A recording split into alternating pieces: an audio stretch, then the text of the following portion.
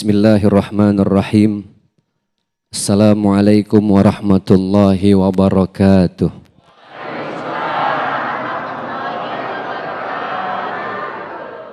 Bismillah, alhamdulillah, assalatu wassalamu ala rasulillah, la hawla wa la quwwata, subhanallah, walhamdulillah, wa la ilaha, wallahu akbar, Allahu akbar, walillahil hamd.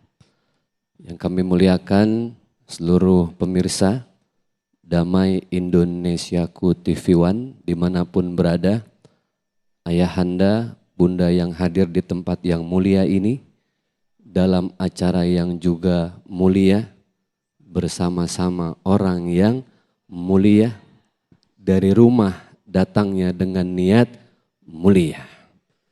Ini datang kemari mau dengar kajian apa mau lihat ustadznya? Dua-duanya Kiai.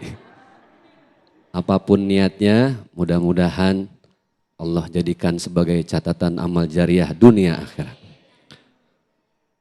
Gurunda tercinta Al-Mukarram wal Muhtaram yang kita muliakan Kiai Haji Fikri Haikal, mudah-mudahan beliau sehat, panjang umur, barokah dunia akhirat. Amin ya robbal alamin. Izin Kiai, ntar aneh kesana ya. Habis di sini emak-emak mulu isinya. Begini dah, kita mau minum nih Bu. Minumnya tidak melibatkan Allah. Kita nggak baca bismillah, apalagi al-fatihah. Kira-kira tuh minum ngilangin aus apa enggak? Ngilangin. Minum gak ngilangin aus Bu, minum angin Bu. Minumnya pasti ngilangin aus. Tapi karena tidak melibatkan Allah, maka air menghilangkan haus, tetapi proses minumnya tidak menjadi amalan, tidak menjadi jariah, tidak menjadi tabungan dunia akhirat. Izin Kiai ane lewatin ya. Sekarang bagian aki-aki dan nih. Aduh, yang datang rada mudahan kayak kalau begini nih. Makanya subhanallah, bahkan seorang ahli tafsir di Mesir, Syekh Mutawalli Asy-Sya'rawi, dalam salah satu kajiannya beliau menyampaikan dengan begitu sangat indah, tibang urusan minum. Urusan apa Bu? Lah kan agama kita hebat. Semua aktivitas dan kegiatan sekecil apapun udah diatur. Semua melibatkan Allah. Mau makan, ada doanya ya. Allahumma barik lana fima razaqtana wa qina adzabannar. Selesai makan, ada doanya. Kemudian juga mau masuk toilet, ada doanya. Bahkan mohon maaf, ini ngaji urusan suami istri, paham? Paham gak nih? Ibadah. Kalau sunnah Rasul malam apa? Malam Jumat. Kalau malam lain hukumnya apa ya? Wajib. Astagfirullah.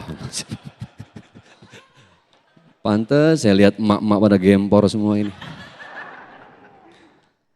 Apa kata Syekh Mutawalli Asy-Sya'rawi? Begitu indah beliau menyampaikan. Kalau ada orang minum, sunnah minum berapa kali tegukanmu? 3. Setiap tegukan awali dengan bismillah. Setiap akhiri tegukan dengan baca alhamdulillah. Bayangkan, awaluhu wa akhiruhu. Kan 3 kali itu Bu. Kita minum bismillah, alhamdulillah, bismillah, alhamdulillah. Kata beliau dalam kajiannya, kalau seorang muslim melakukan hal yang ringan seperti ini, maka air yang masuk ke tubuh, kan jadi darah tuh Bu, jadi tulang, jadi daging, jadi urin. Selama air yang diminum melibatkan Allah di awal dan akhir, bismillah dan alhamdulillah, maka Allah jaga orang itu dari niat jahat orang lain. Subhanallah. Jadi nggak usah Bu, Segala kita punya niat jahat, udah niatnya jahat, perginya ke Gunung Kawi. Yang lagi viral ya, minta sama dukun. Bapak Ibu tahu nggak, kalau orang punya hajat datang ke dukun, kenapa dukun dibilang orang pinter? Karena yang datang ke dukun orang goblok. Betul nggak Pak? Lah kalau kita cerdas datangnya bukan ke dukun, kemana? Ke Allah. Ngapain dalam Al-Fatihah kita baca? Iyyaka na'budu wa iyyaka. Coba cekidot. Tahu nggak cekidot? Cek terjemahnya. Iyyaka na'budu, ya Allah hanya kepada Engkau kami menyembah dan hanya kepada Engkau kami mohon pertolongan. Ini yang disebut dengan lelah menjadi lillah. Semuanya back to Allah. Lah urusan minum aja, setiap tegukannya awali dengan bismillah, akhiri dengan alhamdulillah. Kita bahas Al-Qur'annya dulu nih ya. Al-Qur'an berapa juz? 30 juz. Ini yang datang bapak-bapak, ibu-ibu udah hafal 30 juz apa juz 30? Udah juz 30, andalan trikul lagi ya. Kulhu, Al-Falak, sama Anas. Ngider aja di situ. Sekalinya baca Al-Kafirun gak nemu-nemu ujungnya kemana ya. 30 juz, berapa surat? 114 surat. Berapa ayat? Sebagian ulama mengatakan 6.666. Ulama yang lain berpendapat 6.200 sekian-sekian. Ada berapa jumlah huruf? 1.027.000 huruf. Berapa Bu?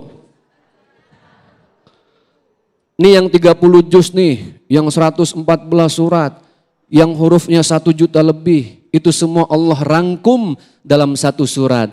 Apa nama suratnya? Suratul Fatihah.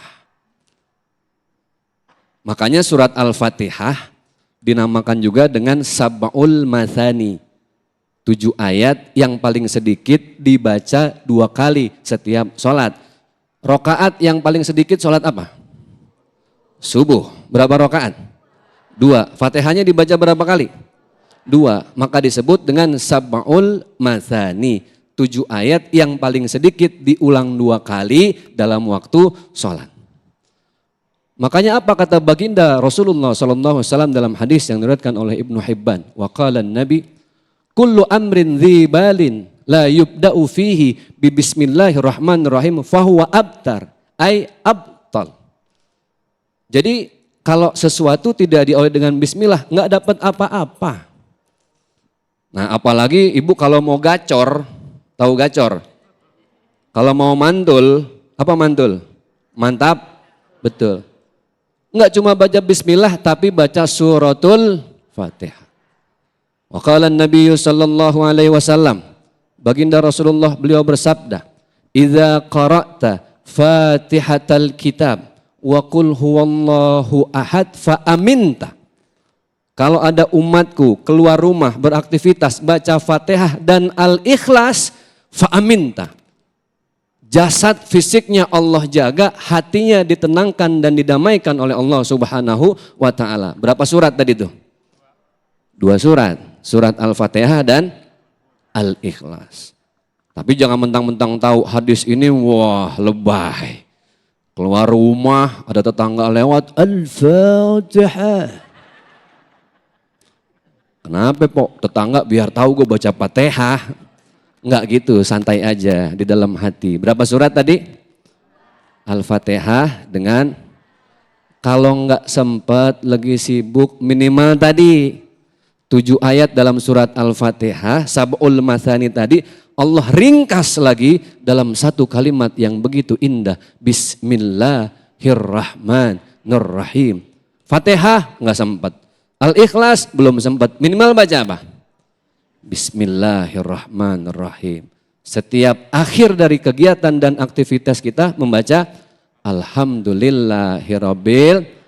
Mudah-mudahan bermanfaat dunia akhirat. Terima kasih.